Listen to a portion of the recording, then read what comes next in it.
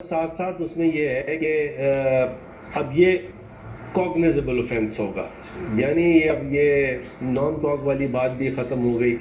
اور سب سے امپورٹنٹ بات یہ ہے کہ اس کے اندر جیسے میں نے گزارش کی کہ یہ اس کا جو کمپلیننٹ ہے وہ پبلک ایٹ لارج بھی ہو سکتی ہے.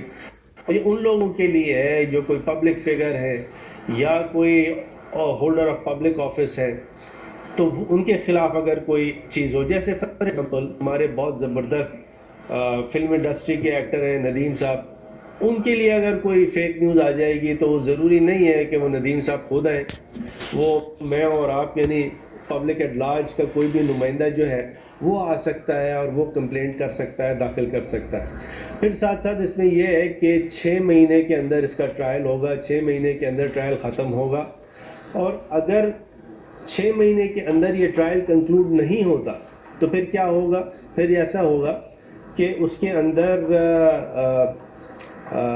جو ہائی کورٹ ہے، ریلیونٹ ہائی کورٹ ہے، وہ پھر پوچھے گی ریلیونٹ جج سے کہ آپ نے 6 مہینے کے اندر ٹرائل کیوں نہیں ختم کیا. اور اگر اس کے ریزنز پلازیبل نہیں ہوں گے تو پھر اس کے اندر اس جج صاحب کے خلاف ایک ڈسپلنری پروسیڈنگز بھی ہو سکتی ہے. تو یہ آپ سمجھیے بڑا ضروری تھا، بہت دنوں کے بعد یہ چیز آئی اور پھر الٹیمیٹلی پرائم منسٹر صاحب کی مشاورت ہوئی فواد چودھری سے، مجھ سے، اٹارنی جنرل صاحب سے، شیخ رشید صاحب سے، اور پھر یہ پیکا کا جو یہ اسٹیچوٹ ہے، یہ امینڈمنٹ ہے، یہ ہے. اور جو دوسرا آرڈیننس جو ہے یہ بھائی ذرا پلیز بھائی جان آپ سامنے ہے نا، بالکل میں گزارش کر سکتا ہوں. یوٹیوب پر گوگلی ٹی وی دیکھنے کے لیے youtube.com کی سرچ بار میں گوگلی ٹی وی ٹائپ کریں.